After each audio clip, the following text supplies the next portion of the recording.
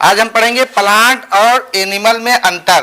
Plant cell और animal cell में क्या अंतर है, differences between plant cell and animal cell, यानी कि प्लांट सेल और एनिमल सेल में अंतर। पौधों का जो सेल होता है और जंतुओं का जो सेल होता है उसमें क्या अंतर होता है। तो इधर है प्लांट सेल और इधर एनिमल सेल। तो प्लांट सेल में जो है सेल वॉल होती है, प्रेजेंट होती है, और एनिमल सेल में सेल वॉल एब्सेंट होती है, यानी कि नहीं पाई जाती है। हम जानते हैं कि जो सेल वॉल होती है या तो सेलुलोज की बनी होती है या काइटिन की बनी होती है। दूसरा नंबर है वैक्यूल बहुत बड़ा पाया जाता है, large vacuole is present in mature cell. Large vacuole plant cell में बहुत बड़ा वैक्यूल पाया जाता है, और बहुत बड़ा वैक्यूल पाए जाने के कारण due to which protoplasm is pressed to wall, जिसके कारण प्रोटोप्लाज्म जो होता है वो पूरा ढकेल दिया जाता है दीवार की तरफ। तो और इसमें एनिमल सेल में वैक्यूल जनरली या यूजुअली एब्सेंट होता है। तो हम ये सीधा सीधा जान रहे हैं कि वैक्यूल प्लांट सेल में पाया जाता है और एनिमल सेल में नहीं पाया जाता है यूजुअली, और पाया जाता है तो लोअर क्लास के एनिमल में पाया जाता है।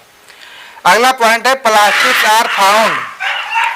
जो प्लांट सेल होता है इसमें प्लास्टिड पाए जाते हैं। हम जानते हैं कि प्लास्टिड 3 प्रकार के होते हैं, क्लोरोप्लास्ट, ल्यूकोप्लास्ट और क्रोमोप्लास्ट। तो प्लास्टिड जो होता है प्लांट सेल में नहीं पाया, मतलब प्लांट सेल में पाया जाता है और एनिमल सेल में नहीं पाया जाता है, एब्सेंट होता है। Plastid are absent in animal cell.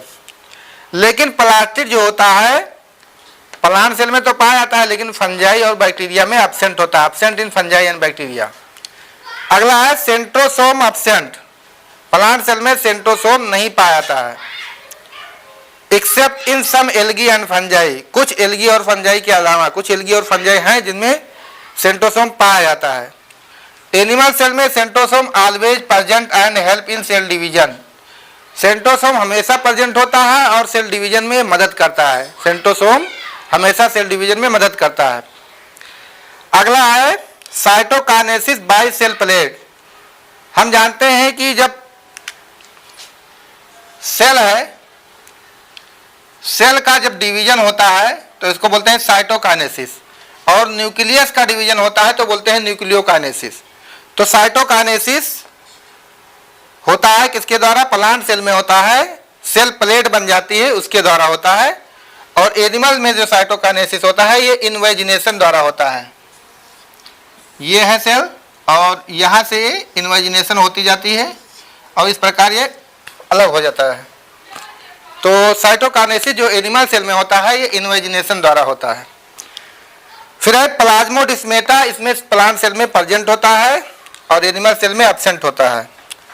Nucleus जो होता है, न्यूक्लियस ये पेरीफरी के किनारे होता है, मतलब किनारे होता है, क्योंकि न्यूक्लियस इसको ढको, मतलब ये जो वैक्यूल होता है वैक्यूल इसको ढकेल देता है, इतना बड़ा हो जाता है। बड़ा हो जाता है तो न्यूक्लियस को पूरा प्रोटोप्लाज्म जिसमें भरा होता है सबको किनारे कर देता है। तो जो न्यूक्लियस होता है एलांग पेरीफरी यानी पेरीफरी की ओर होता है, और जो एनिमल सेल होता है इसमें जो न्यूक्लियस होता है at the centre of the cell, cell के सेंटर पर होता है। अगला है लाइसोसोम आर रेयर, यानी कि लाइसोसोम नहीं पाया जाता है, और पाया जाता है तो बहुत निम्न कोटि के प्लांट में पाया जाता है। और एनिमल सेल में लाइसोसोम ये हमेशा पाया जाता है, लाइसोसोम कॉमन है, बिल्कुल कॉमन बात है अगर इसमें एनिमल सेल में पाया जाता है। और अगर नहीं पाया जाता है तो कुछ निम्न कोटि के जो एनिमल होते हैं उनमें नहीं पाया जाता है। अगला है सेंट्रिओल जनरली एब्सेंट। हम जानते हैं कि जो सेल होता है सेल के अंदर होता है न्यूक्लियस, न्यूक्लियस के अंदर जो होता है सेंट्रिओल। तो सेंट्रिओल जो होता है जनरली प्लांट सेल में नहीं पाया जाता है और एनिमल सेल में सेंट्रिओल पाया जाता है। अगला पॉइंट है स्टोरेज फूड मटेरियल जो होता है ये प्लांट में होता है स्टार्च ग्रेन, जबकि एनिमल सेल में अगर हम देखें तो इसमें होता है ग्लाइकोजन ग्रेन। ठीक है, तो इसमें हम फिर आगे देख लेते हैं इसका सेल का। ये दोनों सेल बने हुए हैं, इधर जो सेल बना है यह है प्लांट सेल और इधर एनिमल सेल।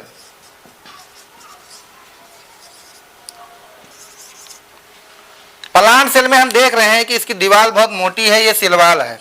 सेल वॉल के अंदर सेल मेम्ब्रेन पाई जाती है, प्लाज्मा मेम्ब्रेन भी बोलते हैं। और जो एनिमल सेल में केवल प्लाज्मा मेम्ब्रेन पाई जाती है। फिर अंदर हम देखते हैं ये न्यूक्लियस है, न्यूक्लियस, और न्यूक्लियस के अंदर अगर हम जाते हैं तो ये बाउंड्री नहीं होती है, न्यूक्लियोलस होता है, इसमें कोई बाउंड्री नहीं पाई जाती न्यूक्लियोलस में, और इसके अंदर मटेरियल भरा होता है, न्यूक्लियोप्लाज्म बोलते हैं। और न्यूक्लियस और ये सेल मेम्ब्रेन के बीच में जो मटेरियल भरा होता है इसको बोलते हैं साइटोप्लाज्म। इसमें हम देखते हैं, इसमें जो वैक्यूल होता है बड़ा होता है, वैक्यूल बड़ा पाया जाता है, इसमें वैक्यूल नहीं पाया जाता है जनरली। और ये इसमें पाया गया प्लास्टिड, प्लास्टिड जो है इसमें नहीं पाया जा रहा है। प्लास्टिड जो होता है इस तरह होता है, सिक्के के आकार की रचना होती है और ये आपस में जुड़े होते हैं। तो प्लास्टिड इसमें पाया जाता है, प्लांट सेल में, एनिमल सेल में प्लास्टिड नहीं पाया जाता है। फिर उसके बाद हम देखते हैं ये है माइटोकॉन्ड्रिया, जिसको power house of the cell कहते हैं, माइटोकॉन्ड्रिया, माइटोकॉन्ड्रिया इसमें भी पाया जाता है। फिर उसके बाद हम देखते हैं एक गद्दे के समान रचना जो रखी होती है, इस तरह होती है, गाल्जी बॉडी, गाल्जी बॉडी इसमें भी पाया जाता है, यह है गाल्जी बॉडी, ट्रैफिक पुलिस कहते हैं इसको, traffic police of the cell. और फिर हम देखते हैं कि इसमें जो न्यूक्लियस होता है इससे संरचना जुड़ी होती है, न्यूक्लियस से बनती है, इसको एंडोप्लाज्मिक रेटिकुलम कहते हैं। और उस पर बूंदी बूंदी के आकार की रचना इसमें भी पाई जाती है, इसमें भी बूंदी आकार की रचना पाई जाती है, राइबोसोम जुड़ी है, और यह है एंडोप्लाज्मिक रेटिकुलम, ER। उसके बाद इसमें बूंदी बूंदी की आकार की रचनाएं जो पाई जाती हैं इनको बोलते हैं राइबोसोम, ये राइबोसोम होती हैं, ये भी राइबोसोम है। राइबोसोम का काम है प्रोटीन बनाना। तो ये मेनली कुछ डिफरेंस होते हैं। और सेंट्रोसोम पाया जाता है यहाँ पर, जो कि प्लांट सेल में नहीं पाया जाता है, ठीक है। तो ये कुछ मेन डिफरेंस होते हैं।